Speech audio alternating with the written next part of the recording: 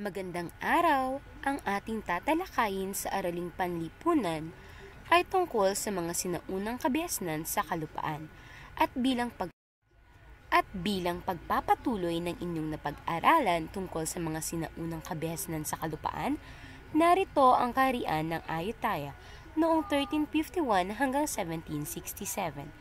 Ang Ayutthaya ay isang mandala na pinagsama-samang maliliit na kaharian sa lambak ng Chao Phraya. Ito ay nagbigay daan sa pagkakatatag ng modernong Thailand o Siam. Noong ika-11 siglo, maraming maliliit na kahariang Thai ang bumuo ng kani-kanilang sentro ng kapangyarihan. Ang ilan sa mga kahariang ito ay naging sakop ng Imperyong Khmer. Kahariang Sukhothai ay lumakas naman hanggang sa naging isang mandala sa rehiyon. Naging sentralisado sa ilalim ng pamumuno ni Ramkhamhaeng noong 1279 hanggang 1298. Maimpluwensya si Ramkhamhaeng dahil sa kanyang reputasyon sa pakikidigma. Siya rin ang nagpakilala sa Budismong Theravada sa kaharian at nag-imbento ng isang sistema ng pagsulat at alpabeto na tinawag na Sukhothai script na naging batayan sa pagsusulat ng Thailand. Nang ika-13 siglo, naging malaya na rin mula sa Khmer ang Lopburi, samantalang naghahanap naman ng panibagong kaalyansa ang Suphanburi. Ang Ayutthaya naman ang pinagigitnaan ng dalawang ito. Ito ang naging susi sa pagkakaisa ng mga kaharian sa rehiyon ng Chao Phraya at Mekong.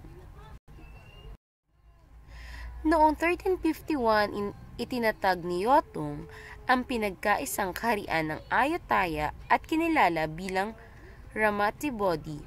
Pinagsama-sama ang kagalingan ng mga kaharian, lalo na ang istilong Angkor.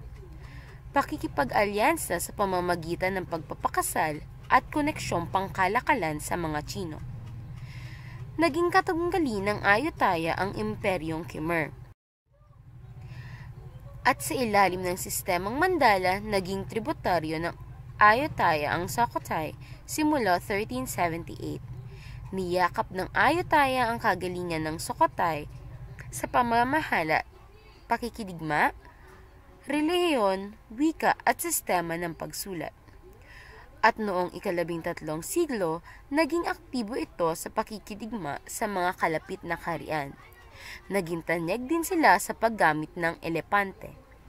At noong ika-17 siglo, nasa gitna ang Ayutthaya ng malaking imperyo sa Asya.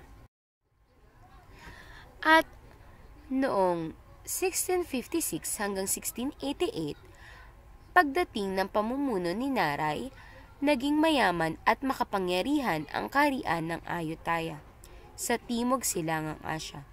Naging matatag pa rin ang pakikipagkalakalan ng Ayutthaya na nagdala hanggang sa modernong panahon. Ang pag-unlad ng Ayutthaya ay dahil sa syncretism. Ito ay ang pagsama-sama ng iba't ibang paniniwala at kasanayan mula sa ibang grupo. Ating sagutin, magiging epektibo pa rin kaya ang syncretism sa panahon ngayon at bakit?